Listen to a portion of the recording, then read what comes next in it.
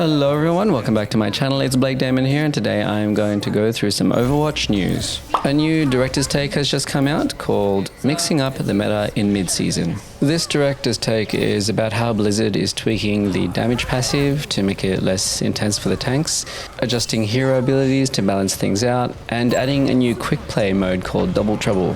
And these updates will be live in the mid-season update on the 12th of March. But let's go through this article. Hello wonderful people, and welcome to the mid-season 9 director's take.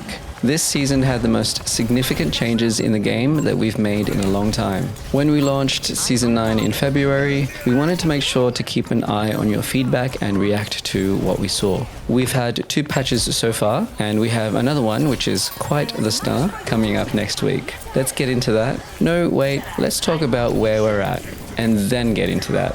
Keller describing next week's patch as a stunner. I wonder what that's about. The changes made this season were designed to address simple issues in the game, based largely in part on your feedback. We're happy with how these modifications have shifted the game, but there are 2 areas we want to improve a bit: the damage passive and how some individuals have landed after the shakeup. We think the direction we're heading in is correct, but agree that some changes still need to be ironed out.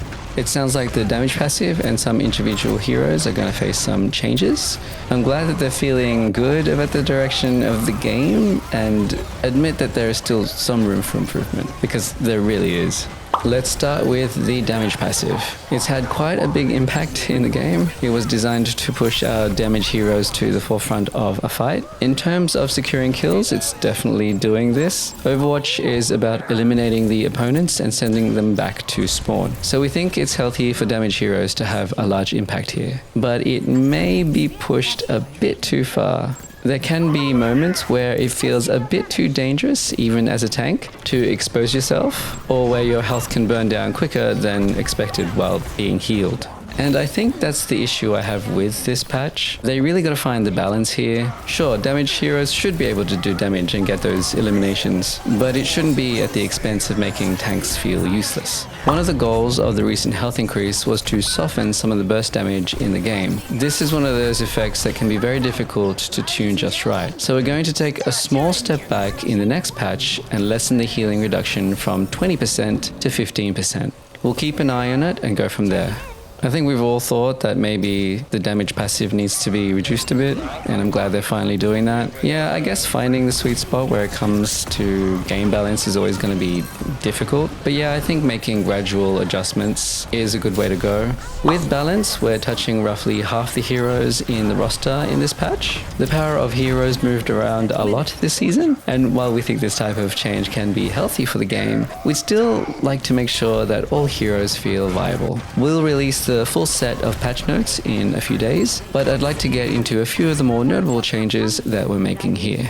It kind of makes me nervous when they talk about changes to a lot of heroes. I mean, I still feel a bit off about this current patch. So next week is going to be interesting to say the least. I just hope they don't nerf Mercy to the ground. On the support side, we're making a fairly significant buff to Ana's grenade. Its damage and healing will move from 60 to 90 health to give her more self-survivability. Ana is an interesting hero and one of the most played in the entire game. So we're hoping that this adjustment brings her to a place where she feels viable but not dominant. So yeah, I guess Ana mains can get ready to feel OP next week, and for those who don't main her, now's the perfect time to do it. We're also making a few adjustments to Lifeweaver to help with his healing burst potential. His maximum heal will increase from 70 to 80, with the maximum charge increasing from 1 to 1.15 seconds. Along with the reduced damage roll passive, we think both he and Mercy will be more reliable moving forward. That is a pretty good buff for Lifeweaver. This should help make him feel a little more viable, because in this current patch he's not that great.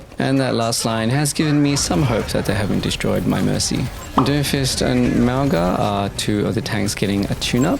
Meteor Strike's minimum damage will increase from 15 to 50. While this may not seem like a big change, the amount of damage this ultimate does scales from the edge of its effect to the center and should result in a lot more guaranteed damage. Ultimately, we want Meteor Strike to give Doomfist and his team the ability to follow up and secure eliminations more reliably. Yeah, I mean 15 damage is really, really low, but going from 15 to 50 is insane. I just hope Blizzard knows what they're doing.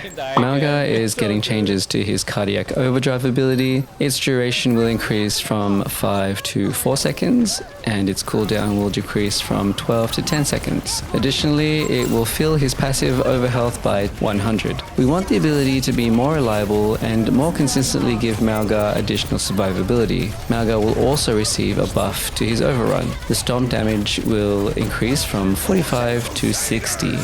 Before this current patch, I always thought that Malga needed so much healing, but I'm guessing since the damage passive has been introduced, it's only gotten worse. I hope these changes make him more viable because he was a fun tank to play.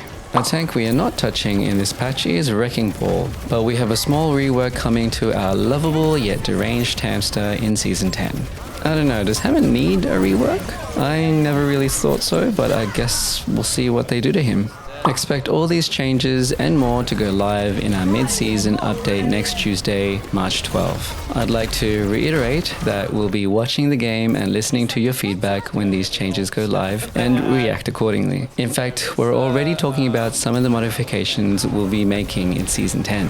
You know, it kind of makes me nervous when they have to repeat that they're watching and listening. Like, are they expecting something awful to happen? We're also going to be running our next Quick Play Hacked later this season. This one is called Double Trouble and it removes the one hero limitation in game. Roll queue will still be active, but this means that players can choose two of the same hero for both damage and support roles. The hero limit was something that was implemented in Overwatch early into the original launch. At the time, we didn't have roll queue in the game and players could create a team of 5 Winstons and a support. At the time, we didn't have roll queue in the game and players could create a team of 5 Winstons and a support. We called this strategy the Quinston and it won our first internal tournament. However, now that we do have roll queue in the game, the possibility of crafting comps like this is gone, giving players more freedom in which hero they choose and more creativity in putting comps together could be great. We can't wait to see what you come up with. It's gonna be interesting playing Double Trouble. I guess it's kind of in between No Limits and roll queue.